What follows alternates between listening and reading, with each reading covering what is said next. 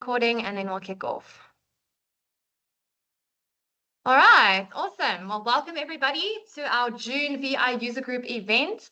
We have had a bit of an interesting month, last 2 or 3 months actually, with some of the public holidays and all the various kind of chopping and changing of our schedule. So we are finally back to the last Thursday of the month. So welcome and thank you for joining online on this relatively cold day. I know in Joburg it is at least. So for those joining from Cape Town and every other province around South Africa, I hope it's a little bit warmer than it is here.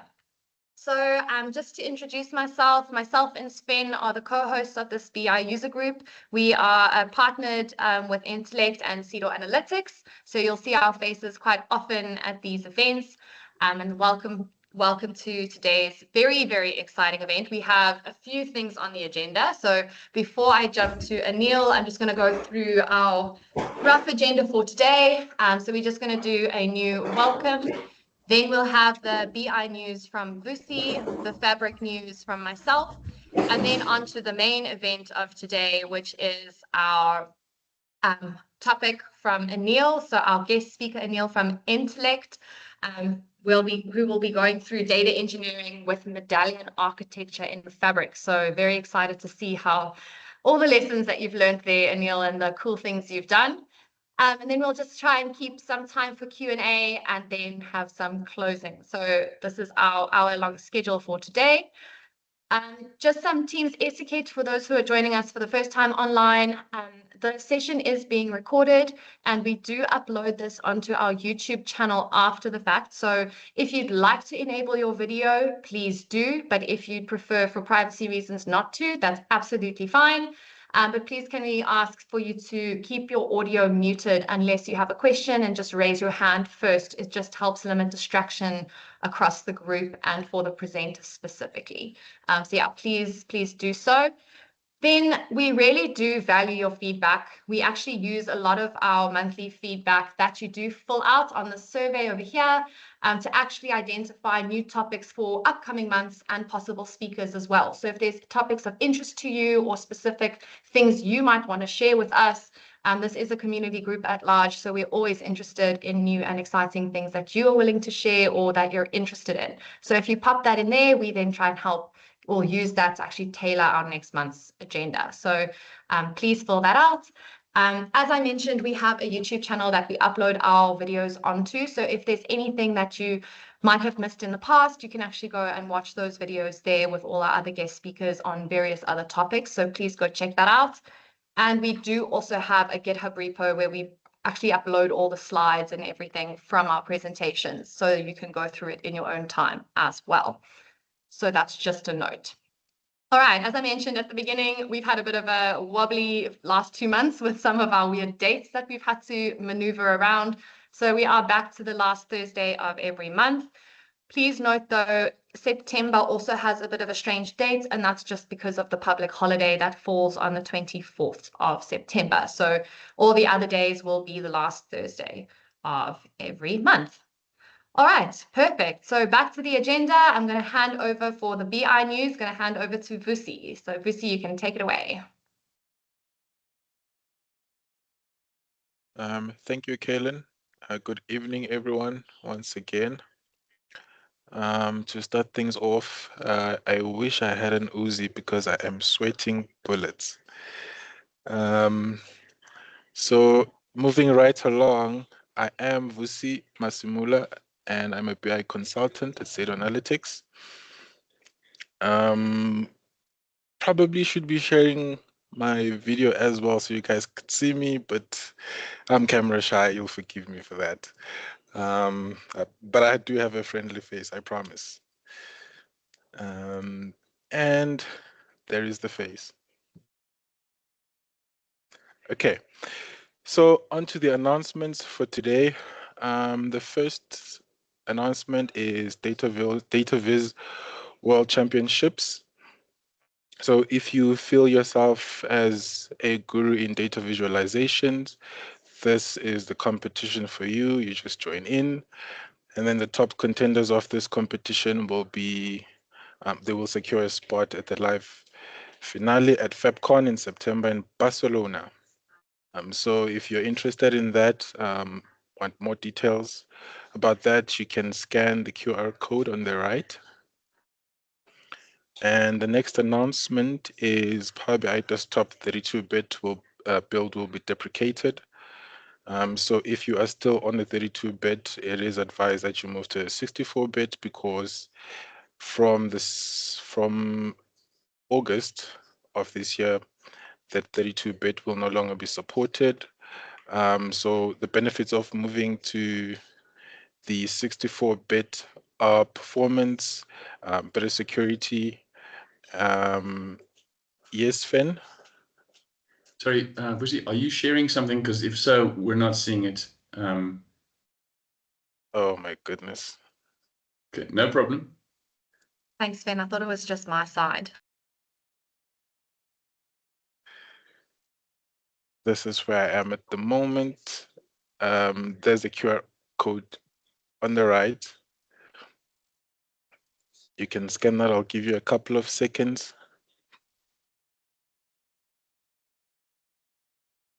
Thank you for that, Sven. Okay. Moving on to the next item, which is Copilot. So by the way, we didn't have news last month. So I have compiled both May and June news into the one presentation. So if you look at the top, you will see which month that particular page is from. Okay. So the first feature of Copilot that we're going to be talking about is Ask Anything, which is in preview. So if you can look at the picture on your right, you can see that there's a little tab on that arrow there that you can click, and it gives you the platform to just have a conversation with Copilot about your data set. So things to consider on that is that before you can go on to playing around with Copilot, we need to turn on the setting on the tenant settings. And then secondly, you need to prep your data to get good results. And then you have to mark your data as prepped. So these two I'm going to be talking about in the next slide. And then lastly, admins can be able to hide unprepped data from Copilot, which is something that is coming soon. So get your data AI ready. With AI data schemas, so this is where you're basically streamlining your data and telling your model what columns and tables to focus on, so that it takes away the noise from your data. And then with verified answers, so with these are curified, verified visuals that you help Copilot with, so that when users come in, they can just get those predefined for them. And then with AI instructions, that brings contextual details, business logic, and the likes to make sure that whatever answers that Copilot gives to the users, they are related to your organization. And then with testing, testing with a skill picker, I'm going to skip that.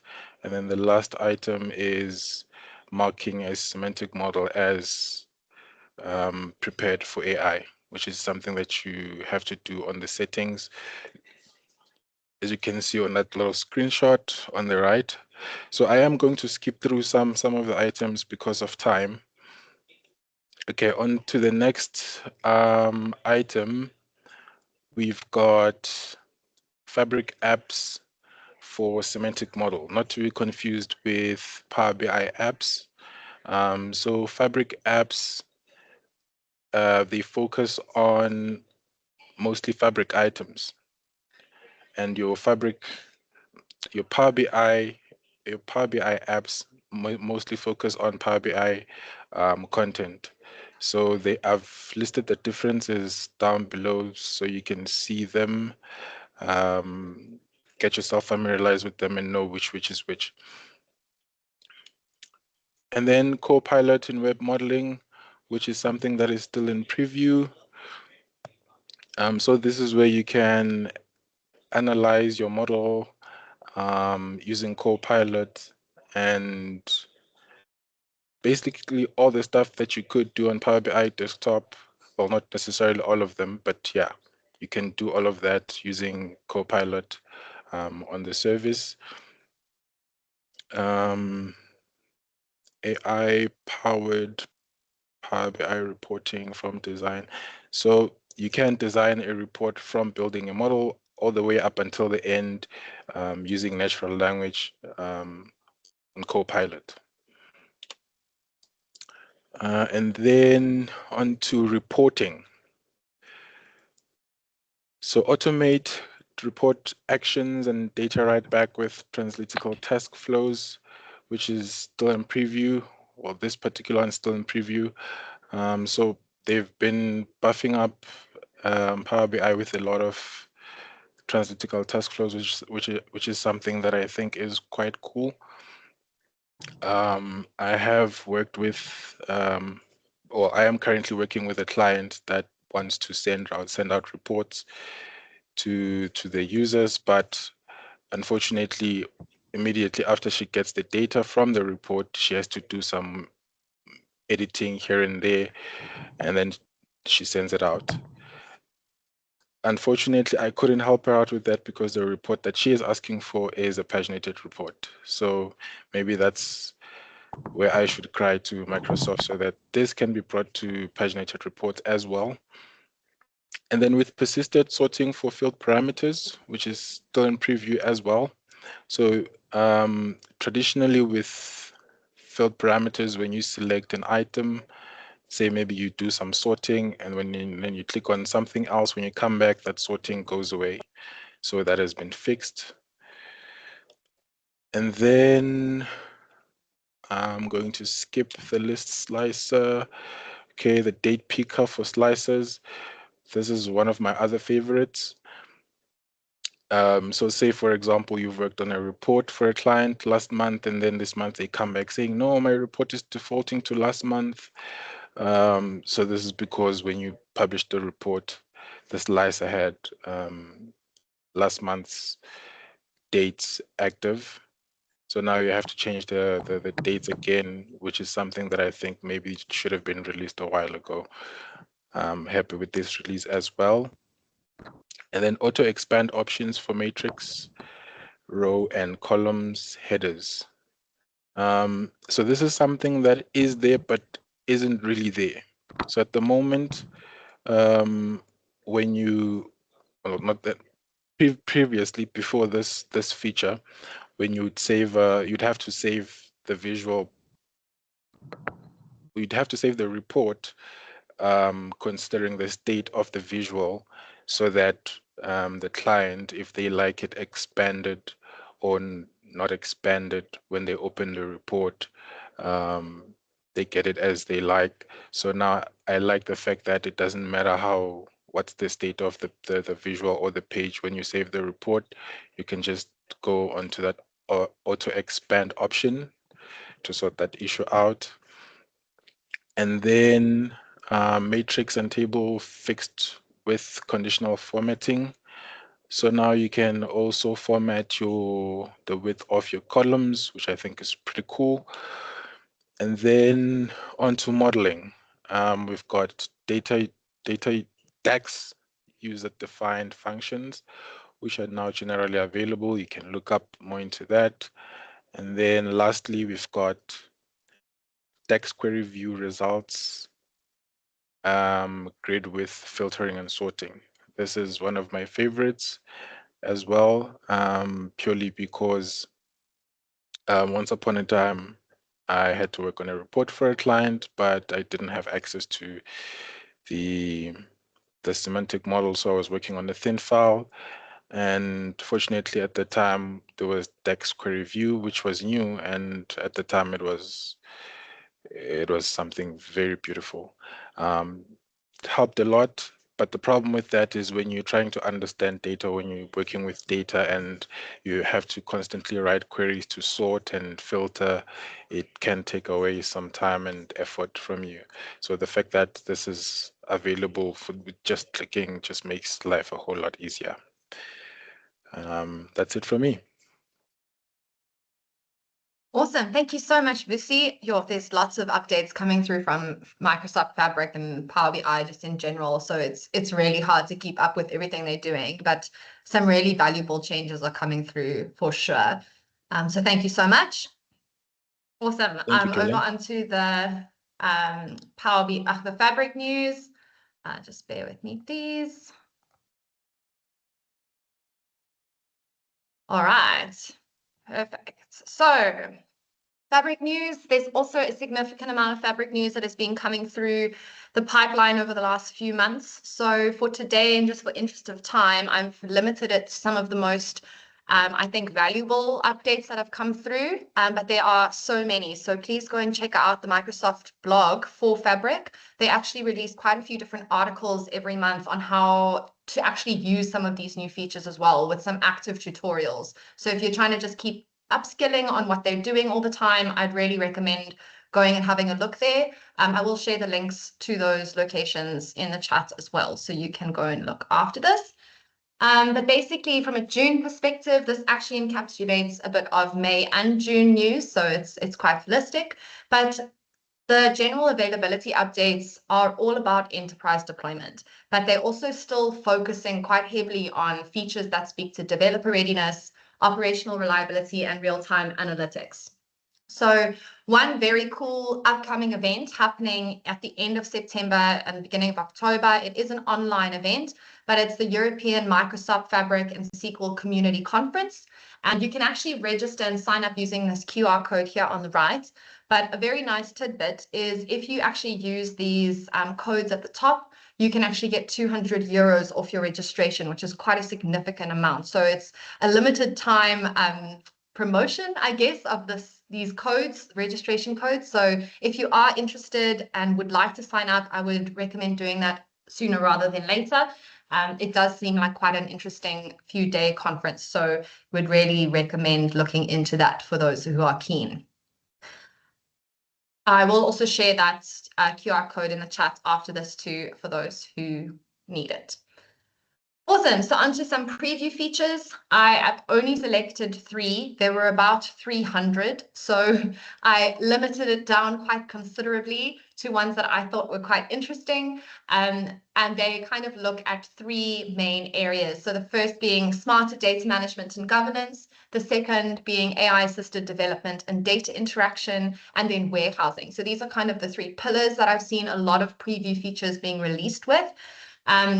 And I'll kind of speak to them here on the right. So in OneLake, they've introduced storage tiers and lifecycle management. So you can make use of these features to actually help you identify costs and reduce costs in the way that you manage these things.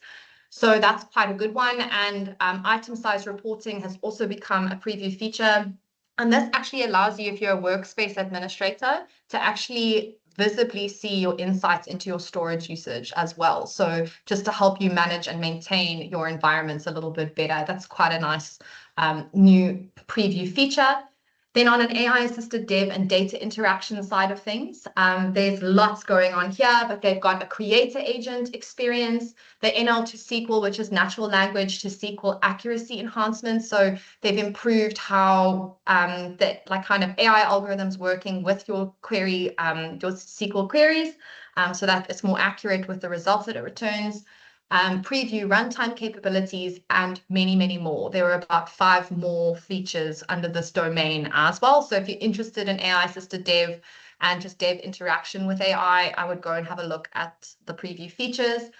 And then data warehousing, they have also started to look very heavily into improving how we operationalize these things. So pre and post deployment scripts, CI/CD support for SQL analytics endpoints, data warehouse monitoring, configurable retention as well, and data retention, and time travel support. So there's a heavy focus on this. Once again, it's all preview. So yeah, take it with a pinch of salt as to when that's going to be released to general availability, but just know there's a lot of really cool stuff that they're working on that might be coming to us soon. Then onto the general availability features. There is also kind of 3 main tiers that I'm focusing on here. It's AI-assisted experiences. deeper integration across workloads, and lastly, enhancements that make complex architectures a lot easier to build and manage. So that seems to be the trend that I'm seeing and kind of the focus for the general availability features being released. So the very first one is Fabric Git integration with GitHub Enterprise Cloud with data residency. So this is now generally available. Basically, Fabric recently introduced support for GitHub Enterprise Cloud with data residency instances in Microsoft Fabric Git integration. So even though it was in preview, it's just become available very recently. So it helps you enable or enables organizations to store your GitHub enterprise data within specific geographic boundaries and meet regulatory and compliance requirements, which is quite an important new feature that they've implemented here, specifically for those who are working with really sensitive data that is also having to live and abide by POPIA Acts, the ones, I think it's called GDPR in Europe, and actually have to adhere to those regulations. This helps you do that a lot better. So there is a link to the specific supporting documentation of how to implement this and how this works. I'll share that with you after this as well. Then the next generally available feature is CDC with SQL estates in copy jobs. So that's specifically changed data capture for SQL-based sources. That includes Azure SQL Database, SQL Server, and Azure SQL MI, bringing enterprise-grade, production-ready, incremental data movement to Fabric.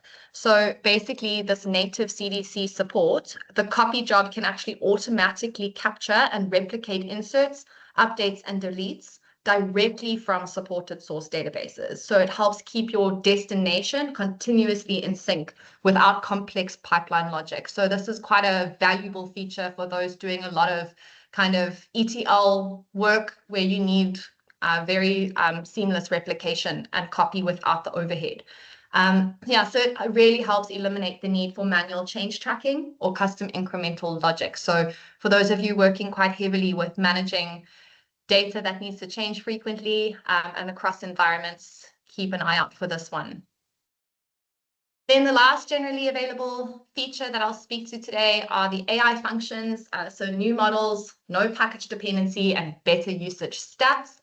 There's a lot that's come out here as generally available, so I'm quite excited to play around with this myself. But basically something important to note is Fabric AI functions now use GPT-5 Mini as the default model with low reasoning enabled. So basically this powers AI functions across Panda, PySpark, Data Warehouse, and Data Flows Gen 2.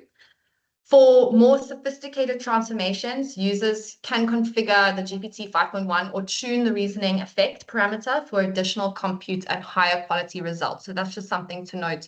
If you are wanting to tweak the output a little bit and get better results, you can kind of configure this and tweak the parameters on your end.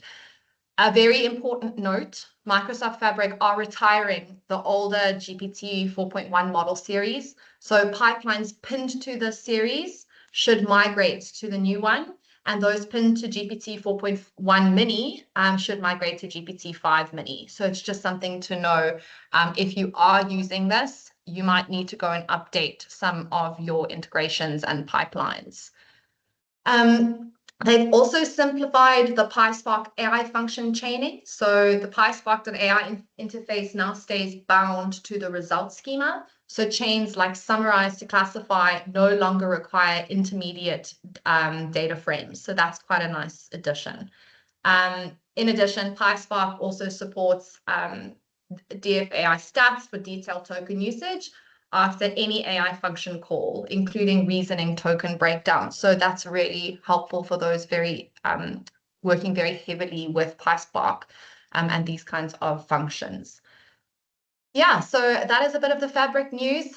As I mentioned, lots going on, so lots to cover today. But if any of this excited you, there is a lot more to go dive into on the Microsoft Fabric websites and blogs. There really are some epic tutorials on there. So I'd really recommend going and checking it out and playing around with some of these cool features.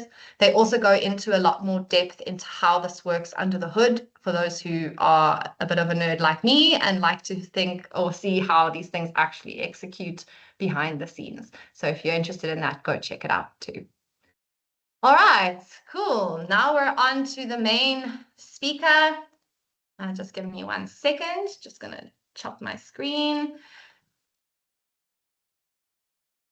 All right, so Anil Lapu from Intellect has joined us very kindly to teach us a little bit about data engineering with the Medallion architecture in Fabric, which I know I've never really done. So I'm very curious to see how you guys have done this, some of the lessons you've learned. So yeah, I'll hand over straight to you, Anil. Welcome and thank you for presenting today. Cool. Hi, everybody. Sure, it's been about 2 or 3 years since I presented at BI user group, but nice to see some familiar faces. Ben, Kaylin, good to see you guys, and thank you for having me today. Cool, guys. So let's jump into it. As Kaylin said, the Medallion architecture within MS Fabric. So just a little bit about me, the Medallion architecture, the design, and everything. And one of the important problems that we kind of solved is a metadata problem. Finally, just a little bit of a conclusion with some of my thoughts. Cool. About me, I am very well versed in Python, SQL, a little bit of C#. More recently, I've done a bit of app dev using GCP, Flutter, that kind of stuff. I've got a ton of Power BI and Fabric experience. I recently got promoted, so now I'm a team lead. So unfortunately, I am moving a little bit away from the technical side of things. And yeah, my app is called Astro, so check it out if you like paddle and soccer and that kind of stuff. You can use it to book your next court. Shameless plug. But anyway, I love paddle, I love squash, I love tennis, and more recently, I've actually gone into pickleball, which is quite exciting. And of course, my motto is live to eat, not eat to live. Cool. Let's go into it. Right. So the Medallion architecture in Fabric. Now, when we implemented it, it's the stock standard bronze, silver, and gold. The only exception here is that we had an additional reporting workspace, but fundamentally, we still have bronze, silver, and gold. And in terms of our sources, we've got a blob store, we've got a couple of APIs, SharePoint, and an on-prem database, so at least several on-prem databases. And I'll come back to this one in a second. But we also make use of shortcuts, which turned out to be not so great. And as we mentioned earlier, we've got some Git integration within Fabric. And in this case, we used Azure DevOps Git. Now, the cool thing here is that you can actually include report artifacts. So that includes your semantic model and your actual report itself. But we'll get into that in a second. Now, this is a very confusing diagram, but don't worry, I'll take you through it. So in typical fashion, on the left-hand side is your sources. So as I mentioned earlier, Blob, on-prem, SharePoint, and web, and some other random stuff there as well.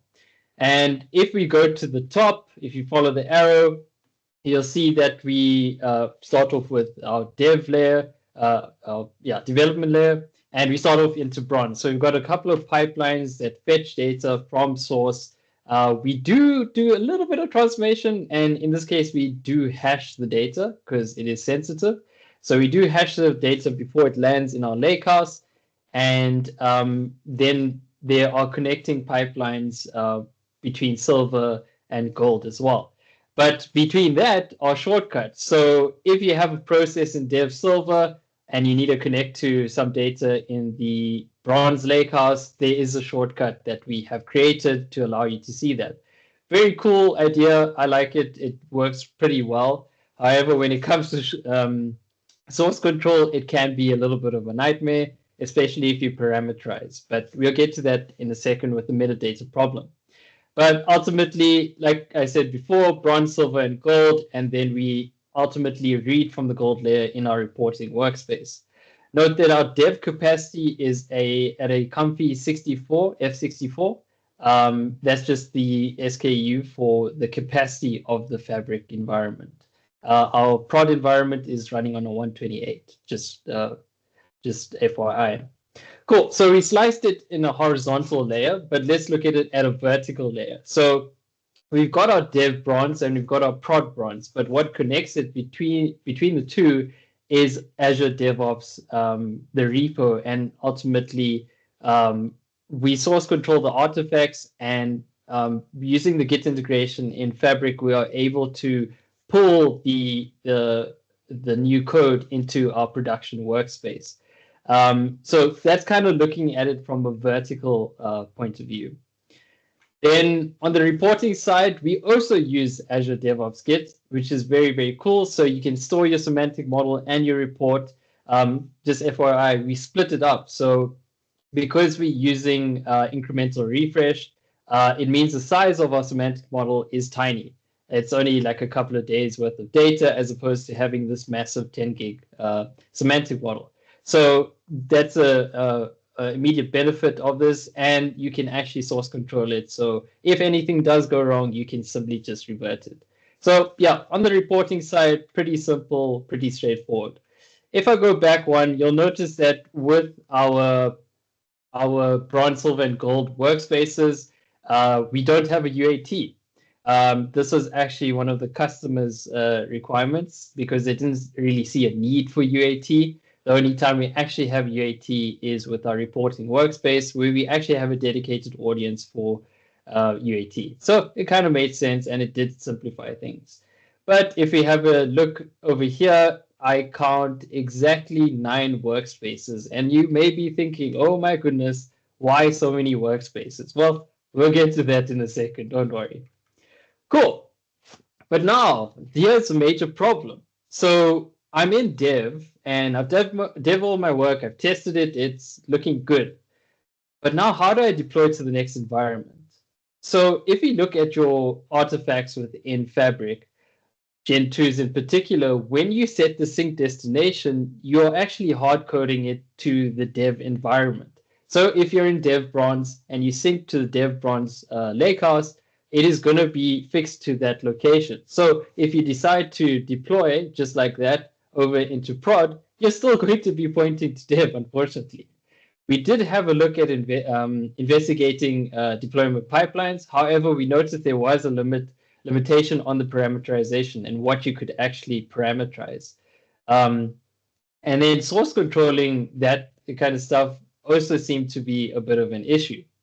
On the point of source control, we noticed that Gen 1s are not source controlled and are not supported by Microsoft in that sense. And the reason for that is, well, they're moving to Gen 2s, and they make it pretty well known. When you open up a Gen 1, there's a big banner that says, please upgrade to Gen 2.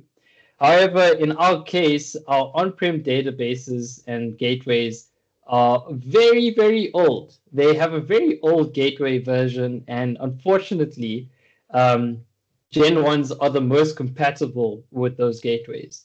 So it's a bit of a ugly situation. Look, some gateways are compatible with Gen 2s directly or even copy activities, but a majority of them are unsupported. So that kind of sucks.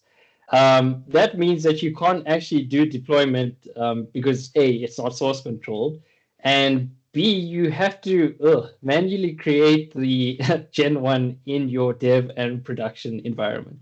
I know, but fortunately we are in control of our production environment. We have restricted access there, and yeah, I wish I had better news for you, but unfortunately that's just the reality of Gen 1s. So coming back to the problem, how do we solve the metadata problem? Well, we use something called the Fabric REST API, and we just put that in a PySpark notebook.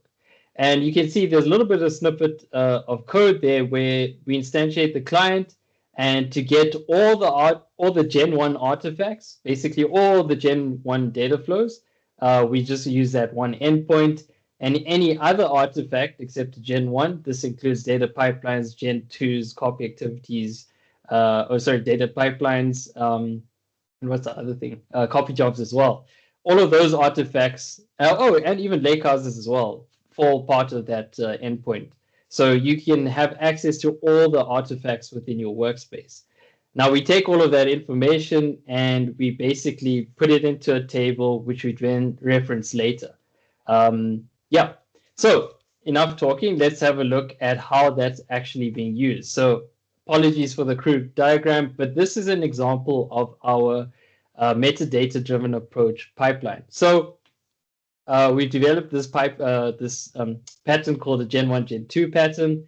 And essentially, coming back to the point of compatibility, our Gen 1 retrieves data from our on-prem gateway, and how we basically determined which data flow to use and which environment. In our get workspace items, we pass the workspace that you're currently in. So if you're in the dev environment, you'll get all dev artifacts. And we use a filter activity to filter for what we want. So in this case, I'm looking for the data flow Gen 1 for account holder and data flow Gen 2 for account holder. So it's pretty simple, straightforward filtering. Now, when we go to the actual the inside of the data flow, we need to specify the workspace and then the ID of that data flow. Now, out of interest sake, like if you've ever looked at the URL of any artifact within Fabric, you'll see that there's a workspace ID and an artifact ID. And that's the ID that I'm referring to over here. Cool. One of the funny things about using Gen 1s is that you have to wait a little bit for them to be ready. So we found a 5-minute sweet spot to wait for them. So for example, if you run a Gen 1 and it finishes, you have to wait roughly 5 minutes before it's ready, before it can render a preview in your Gen 2. Yeah, weird, I know. But let's jump into the Gen 2 over here. So similar story, we make sure that we're in the correct workspace and we get the Gen 2's ID. But cool thing is you can actually parameterize Gen 2. So you can pass it any parameters. And in this case, we are interested in the workspace ID, the lakehouse ID, and of course, the data flow ID of the Gen 1 that we're actually pulling from. So why do we do that? And again, it comes back to the compatibility of Gen 2s. Some Gen 2s may render a preview when you connect to a gateway, but then when you execute on the data flow, it actually gives you an error stating incompatibility. Now, coming back to the point of hard-coded sync destinations, Microsoft's documentation actually say that you have to go into the code and basically parameterize it yourself. So for example, these are default IDs that we supply the parameters, but in line 17 and 18, you basically specify the parameter as the sync destination. So that includes the workspace ID and the lakehouse that you're interested in. So yeah, that was very fun and interesting to figure out. And I must say it is a pretty robust system. But let's go into some of the thoughts that I had about this. So yeah, it works, but the documentation on this is quite light. So Microsoft does have a dedicated page to implementing the Medallion architecture, but it does lack a little bit of detail as to how you do it. And trust me, there's no mention of the metadata pipeline. This is something that we had to figure out. Initially, it was a bit clunky to get working, but it ended up pretty robust and reliable. And the rest of the team, especially new joiners, were able to understand pretty easily. But it did feel like a bit of a workaround, I must say. A lot of the times I thought, you could just parameterize from the UI, but unfortunately not. And if you had to just deploy let's say a data pipeline as is, you'd assume that it would search to the artifacts that are in that workspace, but unfortunately not. Another thought that I may have mentioned earlier is the number of workspaces. At the moment, we're sitting at about 9 workspaces, which is quite a lot if you think about it. And if you add 3 more, if you had a UAT for bronze, silver, and gold, that means you have 12 workspaces for your Medallion environment. That can explode very quickly. However, Fabric does have a limitation of 1,000 artifacts per workspace. And we found that out pretty late. Fortunately, our design is what it is now. But when we went back to revisit the architecture, we found out this little fact and we were flabbergasted. But we saw that they updated the documentation, and they do suggest that you actually have and coming to the next point, you actually have a lakehouse per workspace and separate out your environments as well. So basically coming back to 12 workspaces for fully fledged Medallion architecture. FYI, there's also a nested folder limit, which I believe is 10. You can have up to 10 nested folders. Anything beyond that, you will hit a hard limit and Fabric will shout at you. So just a heads up on that. Coming back to the lakehouse per workspace, the reason why we went for separate lakehouse per workspace per environment is because lakehouse schemas was actually in preview by the time we designed this. That would have solved a lot of problems and we wouldn't have needed to use shortcuts, but hey, we're here now. So, and actually Microsoft actually recommended as per the documentation. Git integration, it's both a gift and a curse because it works for the most part. Parameterize shortcuts, as I mentioned, actually lead to merge conflicts. So if you add a shortcut and you parameterize it with the intention of pointing to the new environment, yeah, sometimes it doesn't work. And if multiple people are collaborating on the same lakehouse, you're going to have a bad time. So just an FYI. Cool. Then parameterization of artifacts. So notebooks are no problem. You can easily pass in parameters and set the source for your lakehouse, for example. Gen 1 simply not possible. They do have parameters, but you cannot interact with them outside of that. So like with the Gen 2, where you can actually pass in parameters into the Gen 2, you cannot do that with the Gen 1, and that kind of sucks. Gen 2s, you can parameterize them to a certain degree, but like I mentioned earlier, your hard-coded sync destination is still going to be a problem. So you either have to use something like VS Code or in Azure DevOps Git to remove the hard coding and point it to the parameter. Something that we found out literally yesterday is there's a new feature, well, I'm calling it this, but parameterized schedule. So you can create a schedule in your data pipeline and you can pass in parameters provided the parameters exist. However, we raised a Microsoft ticket yesterday because it is completely and utterly broken. So I wouldn't use that immediately, but it is a great idea. The use case for that is you have one pipeline that can have multiple schedules and each parameter that you input can be different. So if you have fruits, for example, it can be apple, banana, and nachi, for example, but you still use one pipeline at the end of the day. And I think I had this presentation quite a while ago. We're following the drive principle. So we're trying not to repeat ourselves with multiple objects within Fabric. And again, the 1,000 Fabric limit in terms of artifacts, we want to avoid that completely. FYI, in our bronze layer, we are sitting at about 600 artifacts. So yeah, we are getting to that limit quite quickly. Cool. Another thing that I found out, and this is also another Microsoft issue that we've raised with them, is copy activities are generally broken. So this is in particular when you're copying from a lakehouse to a lakehouse. I have no idea why. It tends to hang, and they have identified the issue, but they haven't really deployed a fix because by the time they get to a fix, we've already come up with another solution, which is to use notebooks.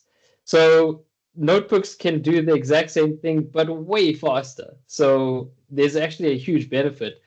However, the trade-off is that the initial spin-up time is about 4 to 5 minutes per notebook spin-up. So just something to keep in mind.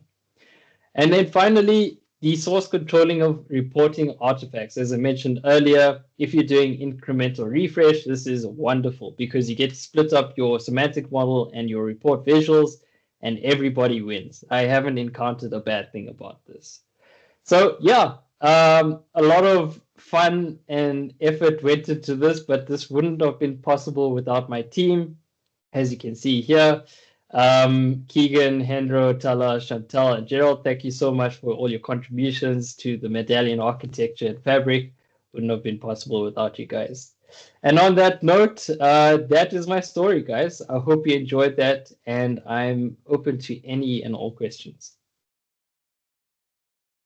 Awesome presentation, Anil. It's so interesting to see like how you guys solve these kinds of problems within this space. It's really awesome work. And also to see the areas where it should work in terms of what Microsoft said they have and it doesn't necessarily yet. So it's kind of good to know, you know, so that the rest of us can learn from your lessons and what you've experienced so far. Absolutely awesome. Thank you so much. Are there any questions online for Anil? I don't know. Oh, you go ahead, Rita. I was going to say, I don't have a question, but I have a comment. But Rita, you go first. Yeah. Yeah, a few questions. So we actually also implementing a Medallion architecture within Fabric. And we've gone approach of, you know, not the different layers, but rather engineering workspace and then a reporting workspace. And that's just because of a client level need from the reporting side. And one of the issues that we're finding mostly is with security. So we're able to secure how ADF pipelines work, because that can be, you know, secured within our own private networks, and outgoing and inbound traffic is controlled. But within Fabric, we found that there's a major issue with actually that security model. Unless you're on F64, they give you that security model, but anything less than that, we've noticed not. So maybe just wanted to know if you come across any security models specifically for pipelines, or you know, actually managing outbound into a private network. So we actually encountered this issue with our dev and prod bronze workspaces, where one of the integration points did require like a dedicated VNet and routing and all of that stuff. We didn't really have much say on that. It was kind of the infrastructure team that took care of that, but it does exist in our space, because if you, for example, had to develop for your personal workspace or a feature workspace, if you will, trying to access that data from, let's say, Blob, you'd never be able to do that because the inbound and outbound rules were not set up. So yeah, we have run into that issue, but fortunately somebody else solved it for us, so we didn't have to worry. We did raise it with the team, and I think they were pretty quick to solve it. Yeah. Cool. Thanks. I think exact same boat. We let infrastructure handle it. Awesome. Any other questions? Or do you want to go with your comments, Sven? Well, first, I'm thrilled that there are data engineers in this world, because to data analysts like myself, most of what you spoke about there was Greek. Okay. You know, you can pick up on a few words here and there and a few phrases, but you know, you were rattling it off like it was nothing. But anyway, well done to you guys and your fancy jargon. But anyway, well done. That was a great presentation. Just to comment then on, you know, your client's obviously pretty big if they've got F64 dev and F128 live version. I mean, like, isn't that just amazing? That's the first thing. And then I was just curious, that whole 5-minute wait time. I mean, you obviously figured that out with some pain and suffering, because you were probably like, well, where is it? I don't understand. It hasn't. And then, you know, like, wait a second, maybe there's a time lag, and you've got to wait 1 minute or 3 minutes, and then suddenly it's 5 minutes. So that must have been quite interesting to figure that out. Yeah, actually, one of the other guys in the team had the exact same problem, and we're like, okay, how do we scientifically determine this? You know, like, and we literally waited like a minute. Okay, check the Gen 1. Wait 2 minutes, check the Gen, and then eventually we settled on 5 minutes. But funny enough, this is not the only instance where you have to wait for an artifact to actually reveal its data. When it comes to suppose you sync a table into the lakehouse and you use the SQL endpoint to read that data.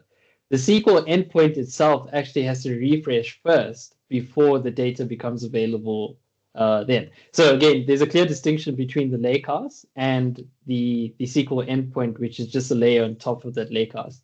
And prior to the SQL endpoint activity that's available in the data pipeline, we actually had wait activities for that same reason.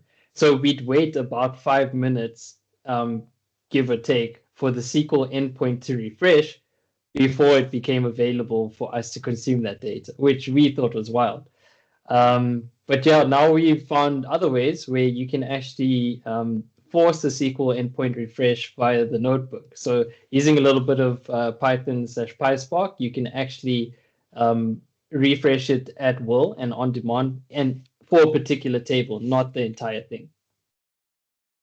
Yeah, interesting. And you actually just mentioned one other thing that I suddenly remembered as well. I mean, I was actually at FabCon last year where they were talking about the amazing speed improvements that they've got now with Dataflow Gen 2, and you think, isn't that amazing?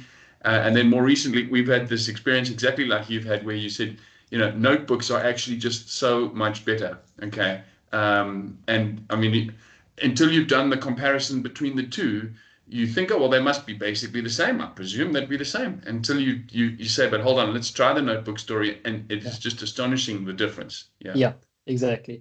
Yeah. Awesome, amazing. Any other questions for Anil? Yes, Austin. Hi, Anil. Awesome talk. Just a question. With regards to, actually, two questions. The one is on the notebooks. Yes. With regards to capacity, because I mean that's what it is at the end of the day. That versus Gen 2, which one was more expensive? I think notebooks were a little bit more expensive than Gen 2s. But when it came to like the actual performance, to Sven's point, notebooks just knocked it out of the park. So it was one of those trade-offs that we had to consider. Increase our CE usage a little bit, but gain the performance of a notebook. So that, in our case, a lakehouse to lakehouse insert, it just made a world of difference. So we didn't even bother with Gen 2s at that point. Okay. So I think what you're saying is that the duration comes down. So even if the cost per second goes up, because the duration is shorter, much shorter, the overall cost is cheaper. Correct. And you're not really limited to how many rows you want to insert, because a notebook just smashes it out, whether it's a couple of million or 10 million or whatever. Gen 2 seem to be a little bit more restrictive in terms of how much data you can process, especially syncing into a table. So we just found that notebooks were the clear winner. Okay. Sorry, and then my second question was around the actual architecture with regards to splitting out the different layers into different workspaces. Yeah. What is the benefit of that versus a single workspace? I mean, okay, there was the artifacts thing, so thank you so much for that. I didn't know that limitation existed. But yeah, what is kind of that benefit versus having a workspace for dev, UAT, and prod? Yeah, so it definitely boiled down to the what coincidentally was the main reason was the artifact count and the nested folder thing as well. So we found that our folder structure was a bit messed up, so we tried to flatten it out a little bit more, and yeah. But the main reason was also trying to, initially when I came up with this design, I was like, okay, how do we separate our concerns here? So how do we keep dev stuff and bronze stuff in one place and silver dev stuff in another place? So conceptually, I was like, okay, why not just create separate workspaces for everything? There wasn't a cost implication behind it. And yeah, that's kind of the reason. And ideally, don't get me wrong, ideally it would be great if you had one workspace with all your metal types in there. You have no problems with shortcuts and everything is just there. And that's where the lakehouse schema would have come in handy if it became generally available. And so, yeah, I think that was also another reason. Why. Okay. Awesome. Thanks so much. Cool. Awesome. Any last minute questions for Neil? Oh, good. All right. Well, Anil, thank you so much. I think this has been incredibly insightful and valuable for everyone on the call. I think it's so nice to see like it practically being applied in real world examples, So thank you so much for taking the time to share your knowledge. And Vusi, thank you for the Power BI news. As I mentioned, our next event will be happening it will be a hybrid event, in person and online, at the Intellect offices in Melrose Arch, the last Thursday of next month. So please feel free to attend in person if you'd like to come and meet us face to face. Otherwise, online for those who that's easier for. Thank you so much, everybody. And as I did mention, I will share those QR codes and links to our feedback form. We really do appreciate it. So we continuously want to make this better and more impactful for our community. So the more feedback we get, the better it will be.